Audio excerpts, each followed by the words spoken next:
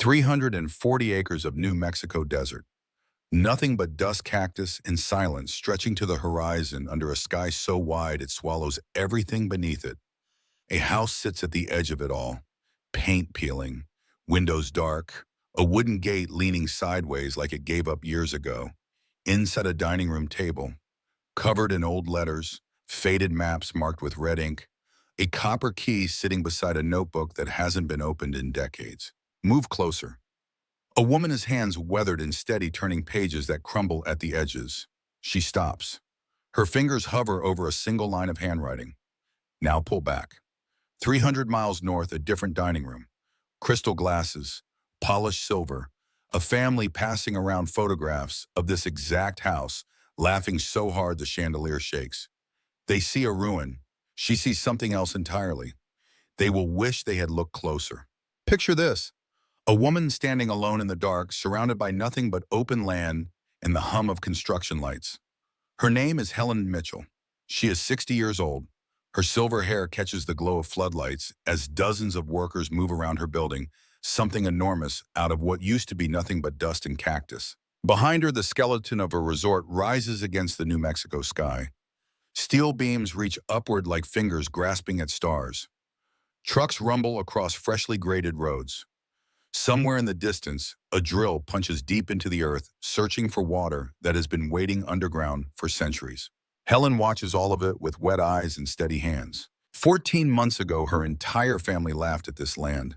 They passed around photographs of the crumbling house that sat on it and made jokes about how perfectly it suited a woman like her. They compared it to a junkyard. They said the car parked outside was worth more than the entire property. Not one of them thought to ask about the land itself. Not one of them wondered what might be buried beneath it. But that comes later. To understand how Helen Mitchell ended up standing in the middle of a construction site at 60 years old building, something nobody believed was possible, you have to go back to the beginning. Back to a kitchen in Albuquerque where a pot of coffee was brewing and two men were deciding her future without bothering to include her. The kitchen was large. It had granite countertops and stainless steel appliances and a window that overlooked a manicured backyard. It was the kind of kitchen that belonged in a magazine, and for 40 years, Helen had cooked thousands of meals in it. She had packed school lunches at that counter. She had baked birthday cakes on that stove. She had stood at that sink washing dishes while her husband David sat at the table reading the newspaper, and for a long time, that had been enough. David Whitfield died 2 years ago. Cancer. The kind that moves fast and leaves no room for long goodbyes. He was 58. They had been married for 40 years. Before, David, Helen worked as a bookkeeper for a small supply company in West Texas. Her father was a carpenter. Her mother was a seamstress. She grew up in a town so small that the post office and the grocery store shared the same building. When she married David Whitfield, the eldest son of one of the wealthiest real estate families in Albuquerque, his family looked at her the way you look at a stain on an expensive tablecloth. It did not matter how many years she spent proving herself. It did not matter that she managed her own household finances with the precision of someone who understood numbers better than most of the Whitfield business associates. None of that registered with Harold and Dorothy Whitfield, David's parents. To them, Helen was the poor girl from Texas who got lucky. That label never washed off. While David was alive, things were bearable. He was her shield. Sometimes he argued with his parents when they made comments about Helen's background. Sometimes he simply changed the subject to avoid a fight. He was not a confrontational man by nature. He preferred peace, even if that peace came at the cost of leaving certain truths unspoken. But David was gone now, and without him, Helen had become what the family considered an inconvenience. Nobody told her to leave directly. That was not how the Whitfields operated. Instead, they used a slower method. Every family dinner ended with a carefully placed remark about how large the house was for one person. Every holiday gathering included someone mentioning how expensive the property taxes had become. Every phone call from Dorothy contained a subtle reminder that Helen's connection to the family had been through David, and David was no longer here. Helen understood all of this. She had understood it for 2 years. She simply had not decided what to do about it. That decision arrived on a Tuesday morning in March. She was standing at the kitchen counter pouring coffee when she heard voices coming from the living room. She recognized them immediately. The first belonged to Richard Whitfield, David's younger brother. The second belonged to Harold, their father. Richard was 52 years old and had spent his entire adult life measuring human beings by the size of their bank accounts. He managed the commercial division of the family real estate business, and he approached every interaction the way a predator approaches a watering hole. Patient, calculating, always watching for weakness. Helen had never liked him. More importantly, she had never trusted him. She stood very still in the kitchen, coffee pot in hand, and listened. Richard was saying that the development company was still interested. He said they had increased their offer by 15%. He said the land around the main house could be rezoned for commercial use within 6 months if they moved quickly. Harold responded that it was an opportunity they could not afford to miss. The market was strong. The timing was right. Then Richard said something that made Helen's hand tighten around the handle of the coffee pot until her knuckles turned white. The only problem is still Helen. He said it the way someone talks about a piece of furniture that needs to be moved out of a room. No emotion, no hesitation, just a fact that needed to be addressed. Harold sighed. Sooner or later, she will have to go. There is no reason for a single woman to occupy a property that size. Helen did not move. She did not breathe. She stood in the kitchen where she had spent 40 years of her life and listened to two men discuss her removal the way they might discuss tearing down an old fence. She did not storm into the room. She did not confront them. She did not cry. Instead, she set the coffee pot down very carefully. She wiped the counter with a dish towel. Then she sat down at the kitchen table and stared out the window until the voices in the living room faded and the front door closed behind them. 40 years. 40 years in this house, in this family, in this life. And she was still the outsider. She sat there for a very long time. 3 days later, Helen received a phone call that would change everything. The caller identified himself as a representative of a law firm in Santa Fe. He asked if he was speaking with Helen Mitchell, formerly Parker. She confirmed. Then he told her something she did not expect. A woman named Eleanor Dawson had recently passed away at the age of 89. In her will, she had named Helen as her sole heir. Helen sat down slowly. The name was familiar, but only barely. Eleanor Dawson had been some kind of distant relative on her mother's side. Helen had met her exactly twice, both times as a young child at family gatherings so large that individual faces blurred together like watercolors in the rain. She had no meaningful memories of the woman.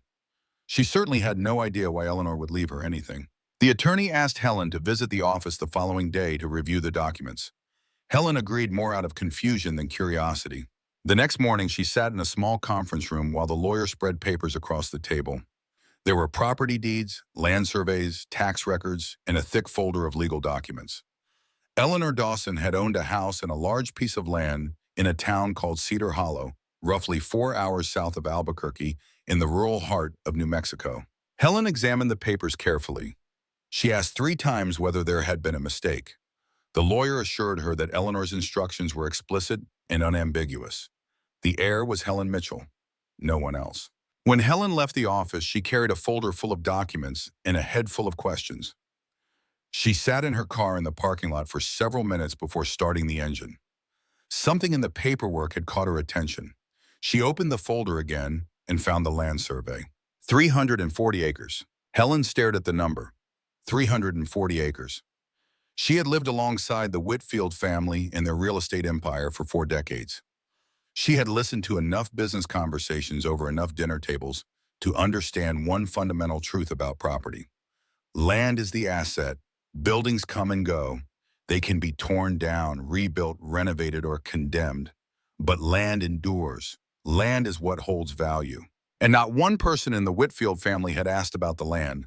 They had only seen photographs of the house, and they had laughed. The news traveled fast. Helen did not tell anyone, but within 48 hours, the Whitfield family knew. The lawyers had contacted each other through standard procedural channels, and Richard picked up the information the way a dog picks up a scent. That Friday evening, Dorothy called Helen with unusual warmth in her voice and invited her to dinner at the family home. Helen recognized the shift immediately. 40 years of living among these people had taught her to detect changes in temperature. When a Whitfield became suddenly friendly, it meant they wanted something. She accepted the invitation anyway. The dining room at Harold and Dorothy's residence looked the same as it always had. Crystal glasses, polished silverware, a chandelier that probably cost more than Helen's parents' entire house in Texas, Every surface gleamed. Every detail was designed to communicate one message. We are important. You are a guest. Richard was the first to greet her. He smiled too wide. He held her hand too long. He asked how she was doing with a concern so exaggerated it nearly made her laugh. Then everyone sat down at the long mahogany table, and for several minutes the conversation floated through safe territory. Local news, business updates, the weather. Helen waited. She knew what was coming. It was Richard who brought it up. He asked casually about the property she had inherited. Helen explained that she had only seen some photographs. Then Richard reached under the table and produced a folder. I managed to get a few more images of the place, he said, spreading photographs across the polished surface. The pictures showed a house that looked like it had been abandoned for half a century. Cracked walls, windows so thick with dust they appeared opaque, a wooden gate leaning sideways on broken hinges. The surrounding land was dry and brown, dotted with cactus and scrub brush. It looked like the kind of place where things went to be forgotten. Harold let out a loud laugh. Dorothy covered her mouth with her hand and said it looked like something from before the Civil War. A cousin sitting at the far end of the table said the car parked outside was probably worth more than the entire estate. Then Richard held up one of the photographs and pretended to study it with exaggerated seriousness. He tilted his head. He squinted. Then he looked at Helen and delivered his verdict. This is a genuine tragedy. The table erupted. Laughter bounced off the crystal glasses and the polished chandelier, and the walls covered in expensive art. Dorothy added that at least now Helen had a place that suited her properly. More laughter, louder this time. Helen did not speak. She sat perfectly still while the noise washed over her. She looked at each face around the table. Harold red-faced and shaking with amusement. Dorothy dabbing tears of laughter from her eyes. Richard grinning like a man who had just won a hand of poker. The cousins, the in-laws, the extended family, all of them laughing. She waited until the sound died down. It took a while. Then she pushed her chair back slowly and stood. The room went quiet. She thanked Dorothy for the dinner. She straightened her jacket. She turned toward the door. Richard called after her, his voice still dripping with amusement. At least now you have somewhere to retire, Helen. The laughter started again. Helen stopped at the doorway. She turned around. She looked directly at Richard, and in a voice so calm it silenced the entire room, she said something that none of them expected. David once told me something that I am only now beginning to understand. He said, in this family, everyone knows the price of everything, but nobody knows the value of anything. She held Richard's gaze for exactly 3 seconds. Then she walked out and closed the door behind her. The laughter did not follow her. 2 weeks later, Helen Mitchell loaded the last of her belongings into a rented pickup truck. The house in Albuquerque was empty. 40 years of memories packed into cardboard boxes and stacked in a truck bed. Nobody from the Whitfield family came to help. Nobody called to ask if she needed anything. Richard showed up on the morning of her departure. He stood in the driveway with his hands in his pockets and a smile that looked like it had been borrowed from someone else's face. He wished her luck. He said she could always call if she needed anything. He said it the way people say things they have no intention of honoring. Helen thanked him politely. Then she started the engine and drove away without looking back. The highway stretched south through the heart of New Mexico. As the miles passed, the landscape transformed. The sprawl of Albuquerque gave way to open plains. The plains gave way to low hills covered in juniper, pino and pine. The hills gave way to long stretches of desert where the sky seemed to expand until it swallowed everything beneath it. Helen drove with the window cracked open. The air smelled different out here, dry and clean and old, like something that had been baking in the sun since before people gave this place a name. She was not happy. She was not sad either. She was 60 years old alone, driving toward a town she had never visited, to claim a house she had never seen from a woman she could barely remember. The feeling that settled in her chest was not excitement or fear. It was something she had not experienced in a very long time. Freedom. Raw, uncertain, terrifying freedom. The kind that comes when you realize nobody is watching you anymore and nobody is telling you where to stand. But mixed with that freedom was something else. Something cold. She did not know what waited for her in Cedar Hollow. She did not have a plan. She did not have allies.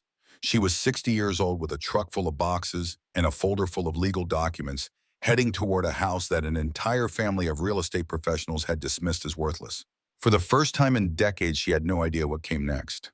And that uncertainty was the most frightening thing she had ever felt. Cedar Hollow appeared after 4 hours of driving. The sign at the town entrance was sun-bleached and slightly crooked. The main road led to a small central plaza surrounded by old buildings with adobe walls and wooden beams.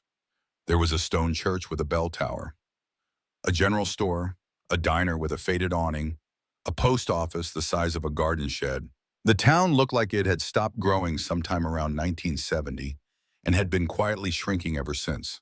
But there was something about it, something in the way the afternoon light fell across the plaza or the way an old man sitting on a bench raised his hand in a slow wave as she drove past. Something that felt real in a way that Albuquerque never had.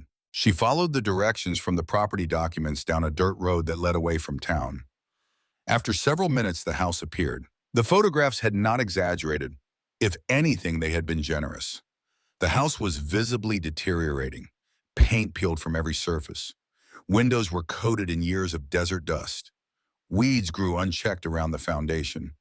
A wooden gate hung at an angle that suggested it had given up on its purpose long ago. But the land was enormous. It stretched in every direction far beyond what Helen had imagined from looking at maps. In the distance, she could see a large structure that might have once been a barn. There were old fence posts scattered across the terrain and dry hills rising against the horizon. Helen parked the truck and sat for a moment. Then she stepped out. The silence was overwhelming. No traffic, no sirens, no voices, just wind moving through dry brush and the distant call of a bird she could not identify. She took the keys the lawyer had given her and walked to the front door. The lock resisted before finally giving way. When she pushed the door open, a cloud of dust floated into the air and hung there suspended in a beam of late afternoon sunlight. The interior was dark.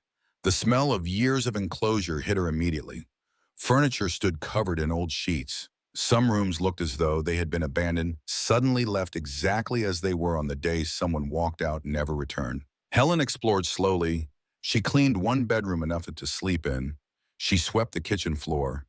She found the water still worked, though it ran brown for several minutes before clearing. That night, she lay in the dark listening to the deep silence of the desert. The ceiling above her was cracked. The walls around her were bare.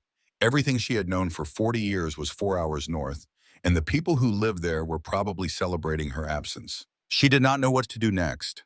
She did not have a plan, and lying there in that empty house at the edge of a dying town, Helen Mitchell felt something she had been refusing to acknowledge for months. She was afraid. The next morning, a knock at the front door pulled her out of restless sleep. She opened it to find a woman of about 50 standing on the porch holding a basket covered with a checkered cloth. The woman smiled with a warmth that reached her eyes and introduced herself as Rose Campbell. She lived on a property nearby and had seen activity at the old house for the first time in years. Rose was direct and practical. She welcomed Helen to Cedar Hollow and handed over the basket, which contained homemade bread beans and a jar of salsa that smelled like heaven.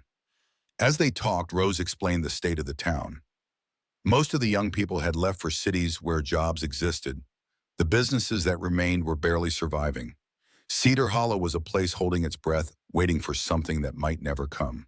But Rose also said something else, something that Helen appreciated more than the food.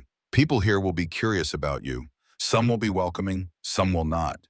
Do not expect everyone to be happy that a stranger moved in. Helen nodded. She understood that kind of honesty. It was rare and valuable. Later that day, Rose took her to meet Martha Jenkins. Martha was 84 years old and lived at the far end of town in a small house surrounded by clay pots filled with herbs. She was the only person still living in Cedar Hollow who had known Eleanor Dawson personally. When Helen introduced herself, Martha studied her face for a long time. Her eyes were sharp despite her age. She looked at Helen the way someone looks at a photograph they have been waiting years to see. Then Martha stood slowly, walked to an old wooden dresser, and opened a drawer. She removed a small copper key and placed it in Helen's palm. "Eleanor gave this to me," Martha said. "She told me to keep it. She said if the right person came and asked the right question, I should give it to them." Helen looked at the key. It was old and heavy for its size. "What is the right question?" Martha smiled. "You just asked it." Helen waited for more, but Martha offered nothing else about the key. She only said one thing before Helen left.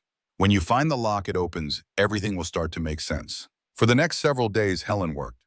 She cleaned rooms that had been sealed for years. She swept floors thick with dust. She opened windows that had not seen sunlight in decades. The house was enormous, and the work was exhausting, but it gave her purpose. On the fourth day, while moving a heavy wardrobe on the second floor to clean behind it, she discovered something unexpected. A small door barely visible in the wall, hidden completely by the furniture.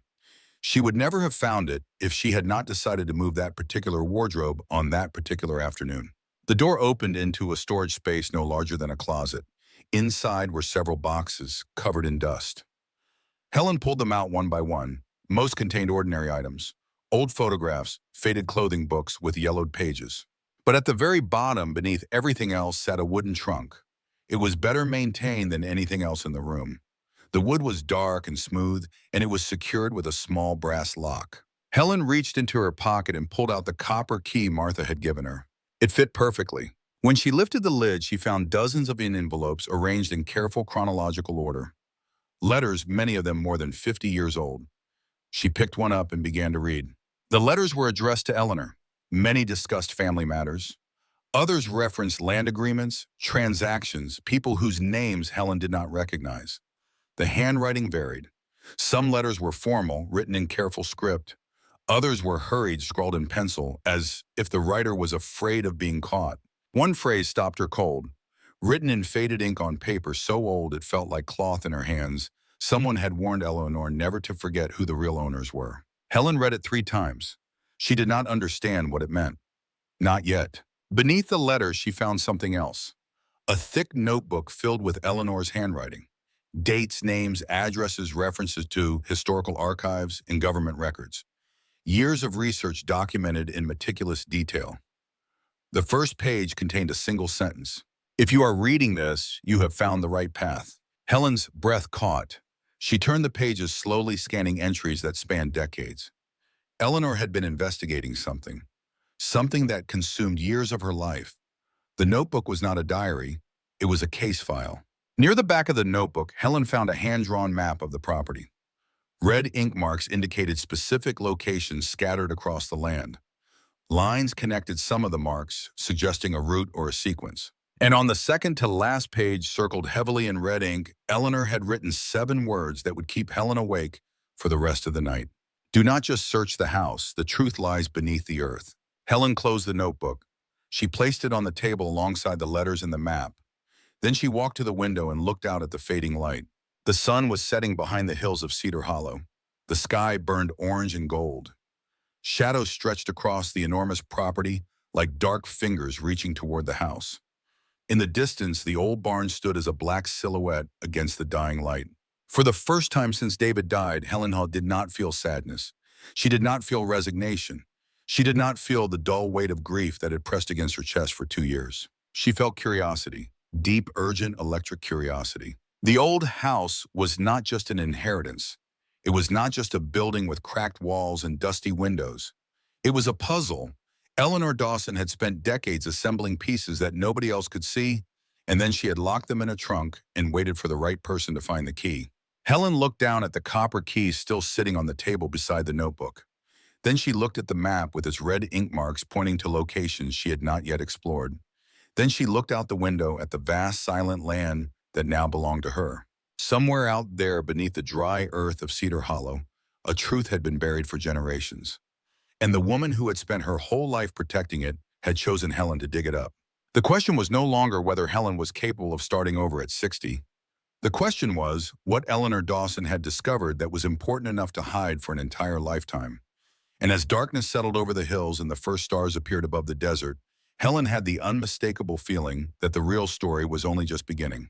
The letters kept Helen awake for 3 nights. She spread them across the dining room table and read them by lamplight while the desert wind pushed against the old windows. Eleanor Dawson had not been a sentimental woman saving family memories. She had been a detective building a case that spanned decades, and every envelope in that trunk was a piece of evidence pointing towards something she never lived long enough to prove. Helen understood the letters well enough to know they mattered. She understood the names, the dates, the references to land transactions and family disputes. But she also understood her own limitations. She was a bookkeeper, not a historian. She could organize numbers and spot patterns in financial records, but interpreting documents from the 19th century required expertise she did not have. She needed help. The opportunity appeared on her sixth day in Cedar Hollow.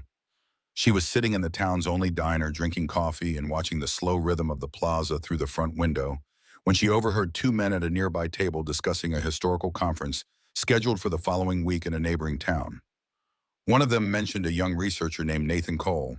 He called him one of the most knowledgeable people in the region when it came to the history of land ownership in New Mexico. Helen memorized the name. The next morning, she drove 30 minutes to a small office in the neighboring town of Las Palomas, where Nathan Cole worked, surrounded by towers of books and archival boxes. He was 33 years old, lean, with reading glasses pushed up on his forehead and ink stains on his fingers. He looked like someone who had spent more time in libraries than in sunlight. Helen introduced herself and explained what she had found. Nathan listened politely, but she could see the skepticism forming behind his eyes before she finished her second sentence. He had heard this kind of story before.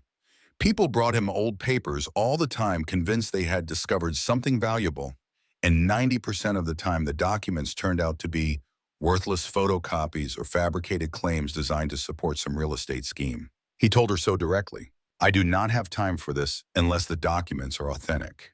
Helen did not argue. She did not try to convince him with words. Instead, she opened the folder she had brought and placed a single sheet of paper on his desk. It was a notarized property record from 1903 bearing the territorial seal of the Territory of New Mexico. The paper was brittle with age. The ink had faded to a pale brown, but the seal was unmistakable. Nathan picked it up carefully. He examined the seal. He turned the paper over. He held it up to the window light. For a long time, he said nothing at all. Then he lowered the document and looked at Helen with an expression that had lost every trace of skepticism. "How many more of these do you have?" "An entire trunk." Nathan arrived at this house the following morning. He sat at the dining room table for 5 hours without speaking, reading letters, examining maps, turning pages of Eleanor's notebook with the careful precision of someone handling explosives. Helen brought him coffee twice. Both cups went cold untouched. When he finally looked up, his face had changed. The casual interest she had seen in Las Palomas was gone. In its place was something closer to urgency. "This is far more important than you think," he said. Then he told her something she had not expected. His grandfather had been born in Cedar Hollow. The family had owned land here decades ago, but they lost it under circumstances that were never fully explained. One day the land was theirs. The next day, it was not. His grandfather never talked about it.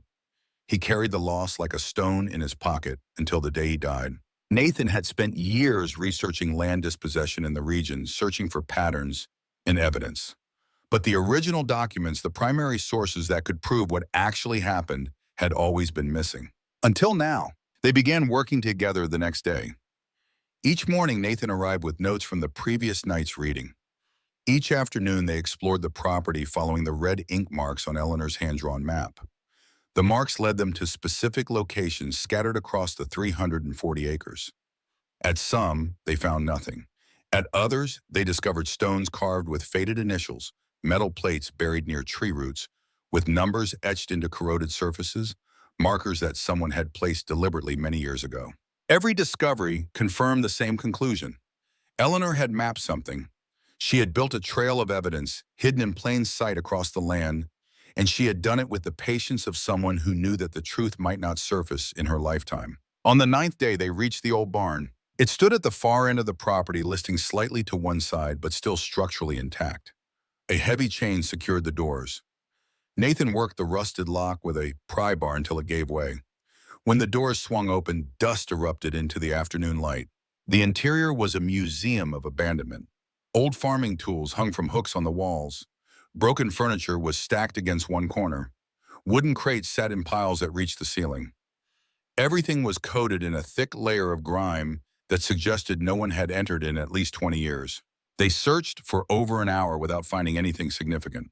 Helen was beginning to think the barn was a dead end when Nathan called her name from the back corner. He was crouched beside an overturned workbench, pointing at the concrete floor. There, partially obscured by decades of dirt, was a symbol carved into the surface. It matched exactly one of the marks on Eleanor's map. Helen felt her pulse quicken. They cleared the area around the symbol. Nathan discovered that the floor in that section was made of different material than the rest. After 2 hours of moving crates and debris, they uncovered a metal trap door buried under a layer of hardened earth. The mechanism was seized with rust. It took both of them pulling and with everything they had before it finally opened with a shriek of corroded metal. Below was a shallow cavity, no more than 4 feet deep, lined with bricks. Someone had built it with care and purpose. Inside sat several sealed metal containers. They lifted them out one by one and opened them on the barn floor. Inside were documents wrapped in layers of oilcloth. Property deeds from the late 1800s. Notarized contracts. Official survey maps with government stamps. Correspondence between attorneys, landowners, and territorial officials. Nathan's hands were shaking as he read. Many of the names in these documents matched the names in Eleanor's letters. The records showed properties changing hands during short periods of time, always moving in the same direction. Land that had belonged to local families for generations suddenly appeared under new ownership. Sales recorded at prices so low they were clearly coerced. Legal disputes that appeared in one filing and vanished from the next, as if someone had reached into the public record and erased them. In the last container, they found a more detailed map than anything they had seen before. It covered not just the current property, but a vast surrounding area. In the corner, written in the trembling hand of an elderly woman, Eleanor had left one more warning. The key lies beneath the earth, and those who learn the truth will do anything to take it. Helen sat on the barn floor staring at those words while the afternoon sun slanted through gaps in the wooden walls. She was no longer just curious. She was beginning to understand the scale of what Eleanor had uncovered. And for the first time, she felt something beyond curiosity. She felt the weight of responsibility. Within a week, Helen contacted a geologist named Ethan Price. Nathan had recommended him as someone trustworthy and thorough. Ethan arrived on a Tuesday and spent 4 days walking the property with instruments and sample bags, studying vegetation patterns and soil composition. He noted areas where plant growth was unusually dense despite the arid conditions. He found patches of ground that retained moisture even after weeks without rain. When he returned with his analysis, he sat across from Helen and Nathan at the dining room table and spoke carefully. There are strong indicators of a geothermal water source beneath this property. Significant volume. Temperature range consistent with thermal spring development. The room went silent. Helen asked one question. How long can this stay quiet? Ethan shook his head. Not long. I had to send samples to an outside laboratory. People will ask. Helen picked up the phone and called her attorney within the hour. She requested verification of her ownership rights, filed for resource protection under state law, and asked Ethan to sign a confidentiality agreement. She had lived 40 years inside a real estate family. She knew exactly how fast valuable information traveled and exactly what people did when they smelled money. She was right to worry. 300 miles north, in a restaurant in Santa Fe with white tablecloths and wine that cost more per glass than most people in Cedar Hollow earned in a day, Richard Whitfield sat across from a man named Victor Kane. Victor Kane was 55 years old and built like a man who had played football in college and never quite let go of the habit of dominating every room he entered. He ran a development company that specialized in acquiring rural land throughout the Southwest and converting it into resort properties. He had done it a dozen times. He had made fortunes doing it. And he was very, very good at identifying opportunities before anyone else understood what they were looking at. Richard had brought him a preliminary file on the Cedar Hollow property. Victor reviewed it while drinking sparkling water and cutting into a steak that was probably worth more than the meal Helen had eaten that night. He set down his knife and looked at Richard. If the thermal source is confirmed, we are talking about a $30 to $50 million development. The question is what it will cost to acquire the land. Richard leaned back in his chair. She does not understand the real value. She is just a woman from Texas. Victor studied Richard for several seconds without blinking. Then he said something that Richard would remember later, long after it was too late. Never underestimate someone who is standing on a gold mine. They learn faster than you think. After dinner, Victor made a phone call from the parking lot. The person on the other end listened while Victor spoke in a low, unhurried voice. Find me someone who can get close to her documents. No noise. Helen's mistake arrived wearing a friendly smile and carrying a box of archival supplies. His name was Derek Shaw. He was 35, a former colleague of Nathan's, who specialized in historical document preservation. Nathan called him a week after the barn discovery, excited to share what they had found and eager for additional expertise. Derek expressed immediate enthusiasm and offered to drive down from Albuquerque to help. He arrived 3 days later. He was polite, knowledgeable, and appeared genuinely passionate about the research. He spent his first afternoon carefully organizing letters while explaining proper handling techniques for century-old paper. He laughed at the right moments. He asked thoughtful questions. He blended into the work seamlessly. Helen watched him. She did not like him. She could not explain why. The feeling lived in a place beneath logic in the part of her brain that had been sharpened by 4 decades of reading, people who said one thing and meant another. She noticed something specific. Derek asked many questions about where documents were stored. He wanted to know which boxes held which materials. He asked about the metal containers from the barn, about whether copies had been made, about the physical location of every important piece of paper. But he rarely asked about the history itself. He rarely asked what the documents meant or how they connected to each other. A person who loved history would ask about the story. Derek only asked about the inventory. One evening after Derek had left for the day, Helen told Nathan what she had observed. She chose her words carefully. A person who cares about history asks how the story happened. Derek only asks where the documents are. Nathan's reaction was immediate and defensive. Derek was his friend. They had worked together on 3 separate research projects. He was a respected professional with published work in regional academic journals. Nathan suggested that Helen's suspicion was understandable, given her experiences with the Whitfield family, but misplaced in this case. Helen wanted to push back. Every instinct in her body told her something was wrong. But she looked at Nathan and saw the one person who had believed in this work from the beginning, the one person who came to her house every morning and stayed until dark, the one person whose family history was tangled in the same roots as her own. She did not want to damage that relationship over a feeling she could not prove. So she let it go. She told herself that maybe Nathan was right. Maybe 40 years of living among dishonest people had made her see threats where none existed. It was the worst decision she would make in Cedar Hollow. 11 days after Derek's arrival, Helen came downstairs one morning and found Nathan standing in the dining room with an expression she had never seen on his face. He was holding an open folder in one hand and staring at the table where their most important documents had been organized. The folder was empty. The documents connecting the Whitfield family name directly to the historical land seizures were gone.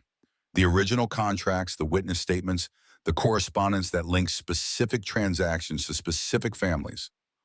All of it vanished. Helen felt the floor tilt beneath her feet. She grabbed the edge of the table. They searched the house for 3 hours.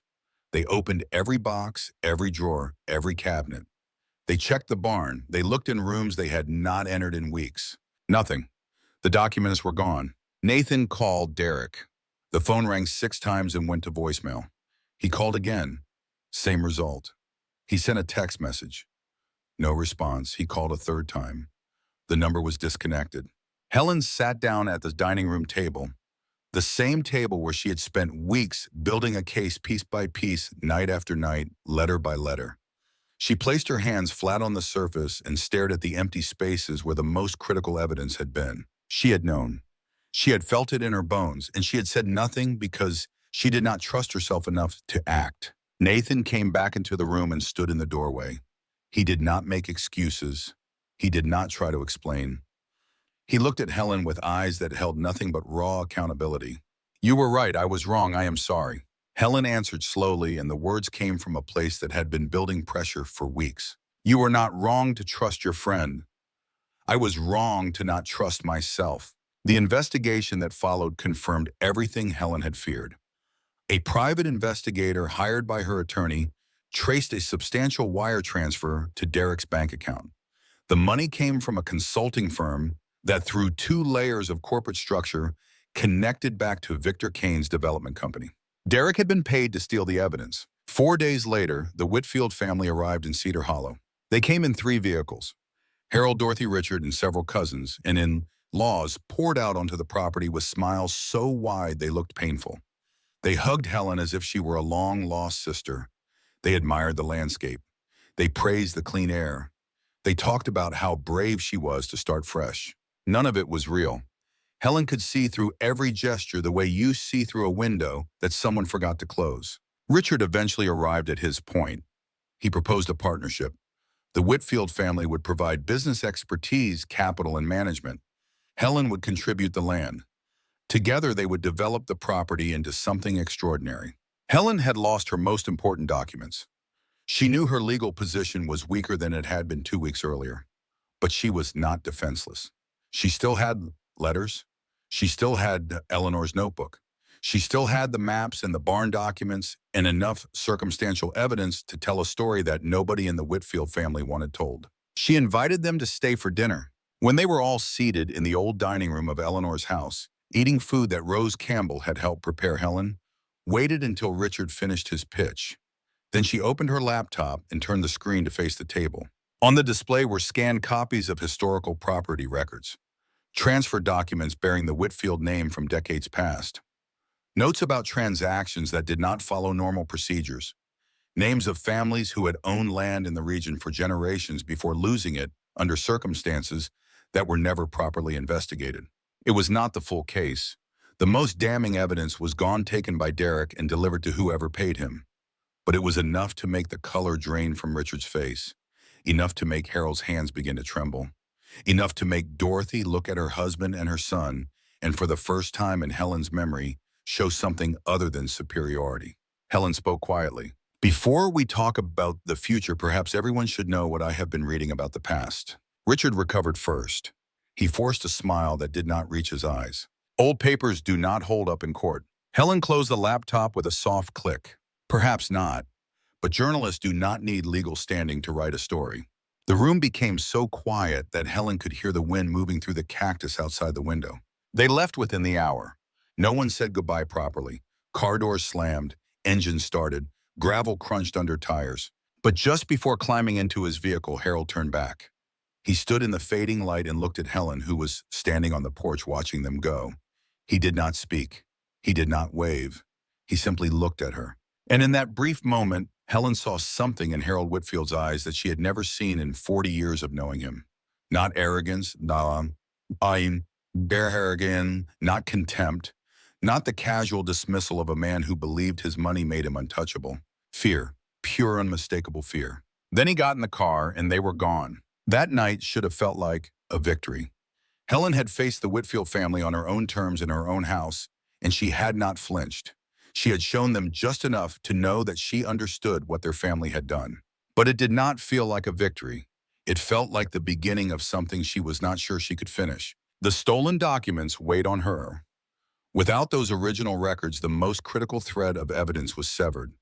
What she had shown the family was circumstantial, suggestive, provocative, but not conclusive. A good lawyer could dismiss it. A good publicist could spin it. And Victor Kane, wherever he was, had the originals. 3 days after the family's visit, Helen received a call from her attorney. Victor Kane had filed a series of legal motions designed to freeze the property's development rights. His lawyers were challenging boundary definitions, questioning the validity of Eleanor's will, and requesting a full audit of the property's title history. It was a coordinated assault. Every motion was filed simultaneously across multiple jurisdictions, designed to create maximum confusion and delay. That evening, Helen sat alone on the front porch of Eleanor's house. The sky was black. The stars were thick and close in the way they only appear in places far from city lights. The wind had stopped, and the silence was so complete it felt physical, like a weight pressing against her chest. She thought about selling. The calculation was simple. Even at a discounted price, 340 acres of New Mexico land with a confirmed thermal water source would bring enough money to live comfortably for the rest of her life. She could buy a small house somewhere warm and quiet. She could stop fighting. She could stop worrying about stolen documents and legal motions and family conspiracies. She could rest. For the first time since arriving in Cedar Hollow, Helen Mitchell seriously considered walking away from all of it. She sat on that porch in the dark and did the math in her head. She calculated the sale price. She calculated the taxes. She calculated how many years the money would last. She almost convinced herself. She went to bed that night without making a decision. Sleep came in broken fragments, filled with images of dusty letters and red ink marks and Richard's face across a dinner table. When she opened the front door the next morning, Martha Jenkins was sitting on the bottom step. The old woman's back was straight. Her hands were folded in her lap. She looked like she had been waiting for hours, and maybe she had. Martha did not ask how Helen was feeling. She did not ask about the family visit or the legal filings or the stolen documents. She simply looked up at Helen with those sharp old eyes and spoke. Eleanor had nights like yours, many of them. She told me about them. Every time she wanted to quit, she would walk outside in the early morning and look at the land. Then she would remember something. The land does not belong to her. It belongs to the people who lost it. She was only the keeper. Helen stood in the doorway. The morning sun was just beginning to touch the tops of the distant hills. The air was cool and smelled of sage. Martha stood slowly. Before she left, she placed a yellowed envelope on the porch step. Eleanor gave this to me 20 years ago. She said to give it to the right person at the right time. Yesterday was not the right time. Today is. Then she walked away, moving down the dirt road with the steady pace of a woman who had been keeping faith for 2 decades and had finally delivered on her promise. Helen picked up the envelope. Inside was a notarized copy of an original property transfer document. It showed with the weight of an official government seal that a signature on one of the largest land transactions in the region's history had been forged. It was the kind of evidence that could survive a courtroom, the kind that could not be spun or dismissed, the kind that Derek Shaw had never known existed because Martha Jenkinson had never kept it in the house. She had kept it in a dresser drawer at the end of town for 20 years, waiting for exactly this morning. Helen held the document in both hands. They were trembling, but not from fear. She walked inside. She brewed coffee. She sat down at the dining room table. Then she picked up the phone and called Nathan. We continue. Nathan Cole spent the next 3 weeks working with an intensity that bordered on obsession. He drove to county offices in 4 different towns. He requested archived records from state repositories. He contacted university libraries and historical societies across New Mexico, pulling copies of documents that had been collecting dust in filing cabinets for generations. He photographed every page, cross-referenced every name, and built a secondary evidence file that grew thicker by the day. He could not recover exactly what Derek Shaw had stolen. Those originals were gone, likely locked in a safe somewhere in Victor Kane's corporate offices or already destroyed. But history leaves traces in more places than one. The same transactions that appeared in Eleanor's private collection also appeared in scattered fragments across public records, notary archives, and government filings that no one had thought to connect before. Slowly, painstakingly, the picture began to reassemble. Helen worked alongside him, but her attention was divided. Word about the research had spread through Cedar Hollow in the way that information travels through small towns, quietly at first, then all at once. Some residents were curious, some were supportive, and some were skeptical. One of the skeptics was a man named Frank Olson. He owned the hardware store on the main plaza and had lived in Cedar Hollow his entire life. He was the kind of man who said exactly what he thought and never apologized for it. 2 weeks after Helen's arrival, he had said loudly enough for half the diner to hear that she was just another outsider from the city who would get bored and leave within 6 months. Helen had heard the comment. She had not responded. She understood that trust in a small town is not given. It is earned over time through actions, not arguments. So when Frank Olson appeared at her front door on a Thursday morning carrying a cardboard box, she was surprised. He did not apologize. He did not explain his change of heart. He set the box on the porch and looked at her with an expression that carried the weight of something that had been sitting inside him for a very long time. These belonged to my grandfather. Helen opened the box later that afternoon. Inside were faded photographs, handwritten letters, and a bundle of property records tied together with kitchen string. Frank's grandfather had owned 40 acres east of Cedar Hollow until the early 1950s, when the land was transferred under circumstances the family never understood. One day it was theirs, the next day it was gone. The names in Frank's documents matched names in Eleanor's research. Other residents began to follow. Rose brought an elderly neighbor named Walter, who carried a manila envelope his mother had kept hidden in a closet for 50 years. A woman from the next town over heard about the research and drove in with a shoebox full of correspondence her father had saved before he died. Each contribution was small, but together they formed something larger. A pattern of displacement that stretched back generations, touching families across the entire region. Cedar Hollow was not just a dying town. It was a town that had been slowly hollowed out from beneath its land, taken piece by piece, until there was not enough left to sustain the people who lived on it. Deputy Tom Hargrove arrived at Helen's house on a Friday afternoon. He had been watching the situation from a professional distance for weeks, filing reports about the attempted break-in at the barn and keeping an eye on unfamiliar vehicles that occasionally appeared on the road near the property. He was not the kind of man who took sides easily. He dealt in facts and procedures, not theories. But what he told Helen that afternoon changed the shape of everything. Victor Kane had attempted to bribe him. A man representing Kane's company had approached Hargrove outside the gas station in Las Palomas and offered him a significant sum of money to lose certain incident reports related to the property. Hargrove had refused. More importantly, he had filed an official complaint. He sat across from Helen in the dining room and spoke with the controlled anger of a man who takes his badge seriously. I do not know if you are right about the history. That is not my area. But I know when someone is breaking the law, and Kane is breaking the law. Helen thanked him. Hargrove nodded once and left. But his visit marked a turning point. The conflict was no longer just a family dispute or a historical mystery. It had entered the territory of documented criminal conduct. The following week, Helen and Nathan made their final expedition. The ruins sat at the far edge of the property near the base of the dry hills that had been visible from Helen's window since the day she arrived. All that remained of the original structure was a scattering of stones and the faint outline of a foundation buried under decades of sand and scrub brush. Helen had noticed the ruins during her first week, but had dismissed them as meaningless rubble. Eleanor's most detailed map said otherwise. They arrived early in the morning with shovels, brushes, and a determination that had been building for months. The sun climbed steadily as they worked clearing brush and carefully removing layers of compacted earth. After nearly an hour, Nathan's shovel struck something that produced a hollow sound beneath the surface. They exchanged a glance and began digging with renewed urgency. Beneath several inches of packed dirt, they uncovered a wooden cover so deteriorated it nearly crumbled at their touch. Under the cover was a small, constructed space brick, lined and deliberately built no larger than a bathtub. Inside sat metal containers similar to those found in the barn, but in better condition, as if whoever had sealed them understood they might remain underground for a very long time. Helen's hands were steady as she lifted the first container. Nathan opened it. Inside were documents wrapped in oilcloth, perfectly preserved.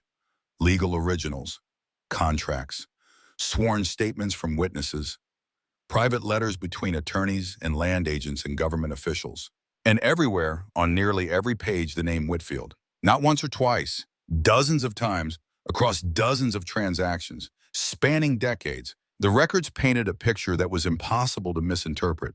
Families pressured into selling land at fractions of its value. Legal actions filed and then mysteriously withdrawn. Property lines redrawn in the middle of the night. Threats delivered through intermediaries. An entire system designed to concentrate land ownership in the hands of a small number of families, while the original owners were pushed out, bought out, or frightened away. Nathan worked through the documents with methodical precision, but Helen could see his jaw tightening with every page he turned. This was not abstract history for him. His grandfather's name appeared in these records. His family had been part of this story. Then he found the genealogy chart. Eleanor had drawn it by hand on a large sheet of drafting paper, folded many times to fit inside the container. It traced family lines across 5 generations, connecting names that appeared in the property records to their descendants. Nathan spread it across the ground and began following the branches. He stopped. He looked up at Helen. He looked back at the chart.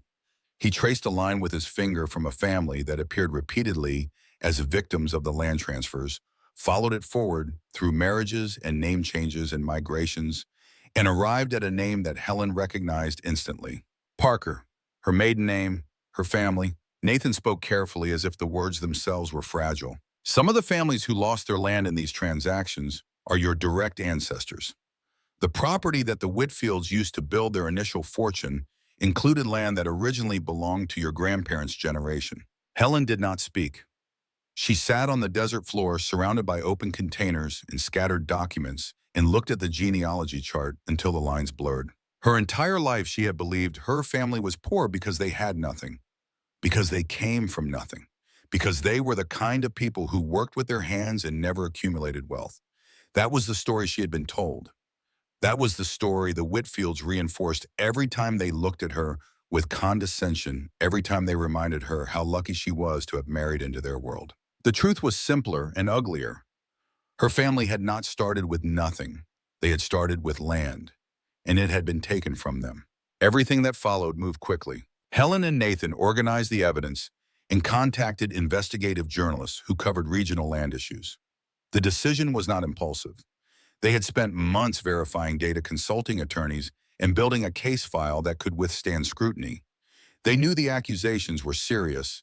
They also knew that silence would only serve the people who had benefited from secrecy for generations. The first article appeared in a regional newspaper.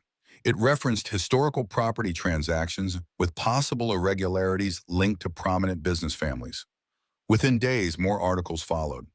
State agencies requested access to records. An official investigation was opened into the historical title chain of multiple properties in the region. The Whitfield family's reputation, built carefully over decades of charitable donations and business partnerships and country club memberships, began to crack. Business associates quietly distanced themselves. Old friends stopped returning calls. The carefully maintained image of a family that had earned its wealth through intelligence and hard work was being replaced by something far less flattering. Harold Whitfield aged visibly in the weeks following the first publication. Dorothy retreated into a silence that none of her social circle had ever witnessed. Richard responded with fury, issuing statements through attorneys and attempting to discredit the evidence. But each denial was met with another document, another record, another piece of the puzzle that Eleanor Dawson had spent a lifetime assembling. Victor Kane's legal motions collapsed one after another as the forged signature evidence from Martha's envelope proved devastating in court.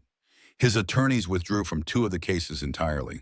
A federal inquiry was opened into his company's land acquisition practices. Then Richard came to Cedar Hollow one last time. He arrived alone. No entourage, no lawyers, no family members. Just Richard Whitfield in a rental car pulling up to the house on a late afternoon when the light was turning gold and the shadows were stretching long across the property. Helen saw him from the window. She walked out to the porch and waited. He got out of the car slowly. He looked different, thinner, older. The confidence that had always surrounded him was gone, replaced by something raw and exposed. He walked toward the porch and stopped at the bottom of the steps. For a long moment, neither of them spoke.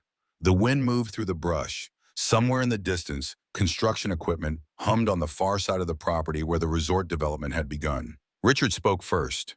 His voice was controlled, but there was a crack running through it that Helen had never heard before. "You are destroying my family." Helen looked at him. She did not raise her voice. She did not step back. "Your family destroyed many families before I ever became part of it." Richard's face tightened. He searched for words and landed on the one weapon he thought might still work. David would not have wanted this. The name hit her. It always did. But Helen had carried David's memory through enough battles to know that invoking his name was not the same as understanding him. She was quiet for a long time. The silence between them filled with the sound of wind and machinery and the faint call of birds circling above the hills. Then she spoke slowly, choosing each word with the precision of someone placing stones in a wall. "David was the only person in your family who understood that the truth is not something you get to choose. It is something you have to face." Richard flinched. It was small, barely visible, but Helen saw it. Something behind his eyes shifted. The anger was still there, but beneath it something else was surfacing. Something that looked almost like recognition. When he spoke again, his voice had dropped to nearly a whisper. "My brother, did he know?" The question hung in the air between them. Helen looked at Richard and saw, perhaps for the first time, not the calculating businessman or the arrogant brother who had spent decades looking down on her. She saw a man who was beginning to understand that the person he had dismissed most completely might have been the one who saw everything most clearly. She did not answer his question. She simply held his gaze until he turned, walked back to the car, and drove away without looking back. 3 weeks later, during the final phase of renovation on the main house, a construction worker discovered a small wooden box hidden inside a wall in what had been Eleanor Dawson's bedroom. The wall had been partially demolished to repair structural damage, and the box was wedged between two support beams, wrapped in cloth and placed there with obvious intention. Nathan brought it to Helen that evening. She recognized immediately that it was different from everything they had found before. The other discoveries had been part of Eleanor's research. Evidence, documentation, historical records. This was something personal. On the front of the sealed envelope, inside the box in handwriting that Helen now knew as well as her own, Eleanor had written 5 words. For Helen when the time comes. Helen sat down at the dining room table. The same table where she had read the first letters from the trunk, the same table where she had shown the Whitfield family what she knew, the same table where she had picked up the phone after her darkest night and told Nathan to continue. She opened the envelope with trembling hands. The letter was several pages long, written in ink that had aged to a warm brown.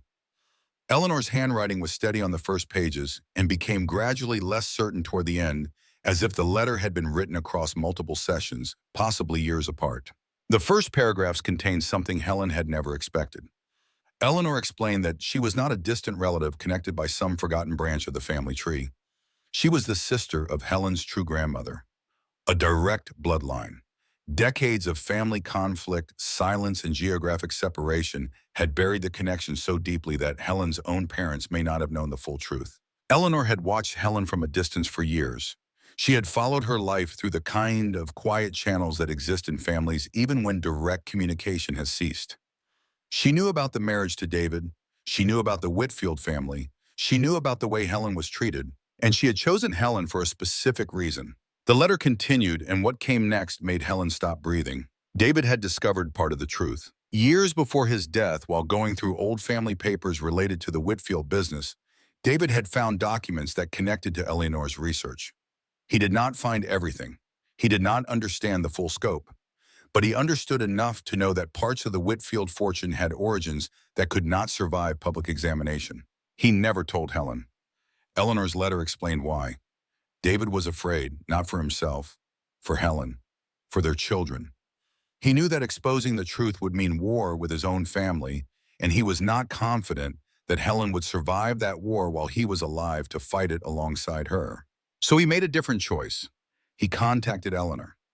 Quietly through intermediaries, he helped her protect the most important documents. He provided information about family business records that confirmed certain transactions. He became in secret a silent partner in Eleanor's decades-long investigation. He did all of this without telling Helen a single word. Eleanor wrote something near the end of the letter that Helen would read 100 times in the months that followed. David was not a perfect man. He was too afraid to speak the truth.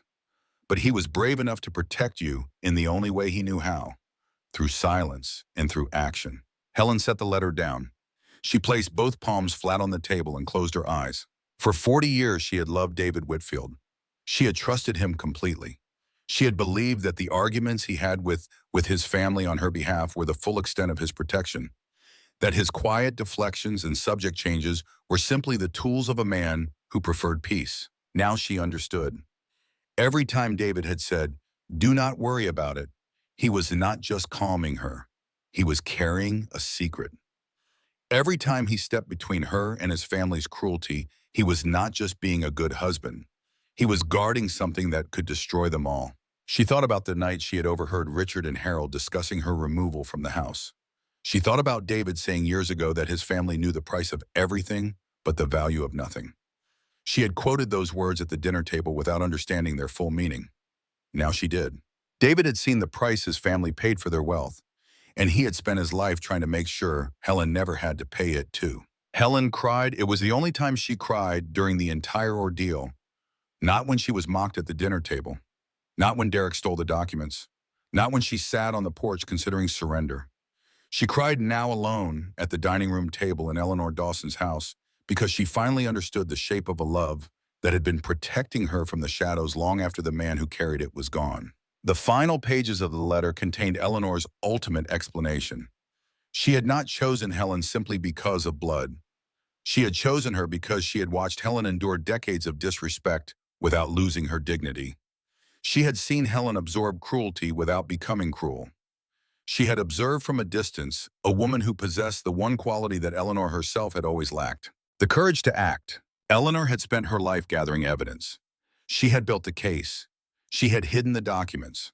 She had drawn the maps and written the warnings and protected the secrets. But she had never been able to take the final step. She had never been able to bring the truth into the light. She believed Helen could, and she was right.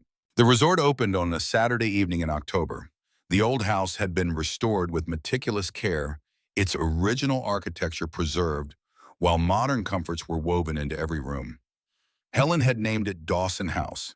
It stood at the center of the complex surrounded by gardens that had been designed with input from Martha Jenkins, who knew which plants Eleanor had loved and which had grown on this land before anyone tried to own it. The thermal springs had been developed into a series of pools integrated into the natural landscape. Pathways wound through native vegetation. Buildings made from local stone and reclaimed timber housed guest rooms, a restaurant, and a community center that would serve Cedar Hollow year-round. Hundreds of people came to the opening. Residents of Cedar Hollow who had watched the construction progress for months, business owners from surrounding towns, journalists who had followed the story, state officials who had overseen the investigation, and dozens of young people who had left Cedar Hollow years ago and were now returning because for the first time in their lives, there were jobs here. There were reasons to stay. Rose Campbell managed the community liaison office. She stood near the entrance, greeting guests with the same warmth she had shown Helen on her first morning in town. Frank Olson had volunteered his crew to build the wooden benches that lined the main pathway.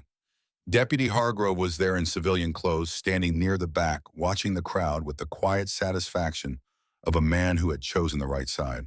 Martha Jenkins sat in the front row. She was 84 years old and had waited 20 years to deliver a copper key in a yellowed envelope.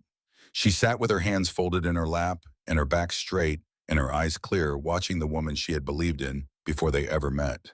Helen stood at the podium. She was not a public speaker. She had spent most of her life listening rather than talking, observing rather than performing.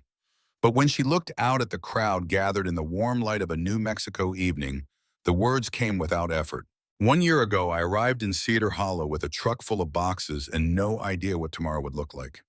I was 60 years old and I believed that my life was essentially over. I was wrong, not because I found thermal springs or old documents, but because I found the truth. And I found people who were willing to protect it. She paused. The crowd was silent. There was a night when I almost gave up. I sat on the porch of this house in the dark and calculated how much I could get if I sold everything and walked away. The next morning, an 84-year-old woman was sitting on my steps. She reminded me that this land does not belong to me. It belongs to the people who lost it. I am only the one who brought it back. Martha in the front row nodded once. Her eyes were glistening. Eleanor Dawson spent her entire life protecting the truth about this land. My husband David protected it in his own way in ways I did not understand until it was too late to thank him. And you, the people of Cedar Hollow, protected it by standing beside me when I needed it most. This place is not mine. It is yours. It always was. The applause began slowly and built until it filled the evening air and echoed off the hills that surrounded the property. After the ceremony, as the crowd dispersed into the gardens and the pools, in the warmth of a celebration that Cedar Hollow had not experienced in decades, Helen found a letter tucked into the guest book near the entrance. There was no name on the envelope. The handwriting was shaky. The letters formed with the uncertain hand of someone very old. Helen opened it and found a single sentence. I'm sorry, I know it is not enough. She recognized Harold's handwriting. She had seen it on enough family documents over 40 years to identify it without question. Helen folded the letter carefully and placed it in her jacket pocket. She did not show it to anyone. She did not discuss it. She did not announce that the patriarch of the Whitfield family had finally acknowledged in his own fragile way that the truth could no longer be denied. It was not forgiveness. Helen was not sure she would ever reach that place or that she needed to. But it was something. It was evidence that even the thickest walls eventually let the light through if you wait long enough and push hard enough and refuse to stop telling the truth, even when the people who built those walls beg you to be quiet. Late that evening, after the last guest had departed and the staff had begun cleaning up, Helen walked alone through the gardens. The sky was enormous above her, filled with stars that had been watching this land for millions of years before anyone claimed ownership of it. The air smelled of sage and mineral water and the faint sweetness of the desert after dark. She stopped beside a young oak tree that Nathan had planted weeks earlier, directly on the spot marked by the first red ink dot on Eleanor's original map. It was a small, barely taller than Helen herself, its branches thin and new against the ancient landscape surrounding it. She sat down on a stone bench facing the tree. The sounds of the resort faded behind her until all she could hear was the wind and the distant murmur of water flowing through the thermal pools. She reached into her jacket pocket. 3 objects. The copper key that Martha had given her on her second day in Cedar Hollow. It had opened a trunk that contained a lifetime of secrets. Every lock it was meant for had been opened. Its purpose was fulfilled. Eleanor's letter, the one that began with, "For Helen when the time comes," the one that revealed the true connection between them, the one that explained what David had done in silence. Helen had read it so many times that the creases in the paper had begun to soften, but she carried it with her every day because some truths need to stay close to the body. And Harold's letter, 1 sentence, 7 words, written by a man who had spent 82 years building walls and had finally, in the last act available to him, acknowledged that the walls were made of lies. Helen held all 3 in her hands, the key, the truth, and the apology. 3 objects that together contained the entire story of what had happened since she arrived in Cedar Hollow with a rented truck and an empty future. She looked at the young oak tree. It would grow slowly. It would take years before it provided real shade. But its roots were already reaching into soil that held water and minerals and the compressed memory of everything that had happened on this land for over a century. It would outlast every person who had fought over this property. It would outlast the resort. It would outlast the lawsuits and the newspaper articles and the Whitfield name itself. That thought brought her more comfort than anything else. She placed the 3 objects back in her pocket and sat quietly as the New Mexico sky turned slowly above her. She thought about Eleanor, who had spent a lifetime gathering evidence in solitude. She thought about David, who had carried a secret to his grave because he loved her too much to risk her safety. She thought about Martha, who had kept faith on a porch step for 20 years. She thought about Nathan, who had apologized with 2 sentences and then spent 3 weeks rebuilding what had been destroyed. She thought about Rose, who had knocked on a stranger's door with a basket of food and the honesty to say that not everyone would be welcoming. She thought about the house behind her, glowing with light, filled with the sound of people who had traveled from across the state to see what had risen from the ruins of something everyone had dismissed. And she thought about the dinner table in Albuquerque, where a family had laughed at photographs of this property and told her it was a tragedy, where Dorothy had said it suited her perfectly, where Richard had grinned and Harold had roared, and everyone had agreed that the inheritance was worthless. They had looked at a crumbling house and seen nothing. They had never thought to ask about the land. Helen Mitchell arrived in Cedar Hollow at the age of 60, believing her life was over. She did not leave. She stayed. She dug into the earth and found water. She dug into the past and found the truth. She dug into herself and found something that 40 years of quiet endurance had built without her realizing it. The strength to finish what others could not. The house that everyone called worthless was never a burden. It was never a joke. It was never a tragedy. It was a legacy carefully protected across decades, waiting to return to the family it had always belonged to. And as the thermal waters continued to flow beneath the earth of Cedar Hollow, steady and warm and ancient beyond measure, Helen sat alone on a stone bench under a sky full of stars and understood something that Eleanor Dawson had known all along. Some things that are buried are not lost. They are simply waiting for the right person to arrive. And sometimes that person is a 60-year-old woman with a rented truck, a copper key, and absolutely nothing left to lose.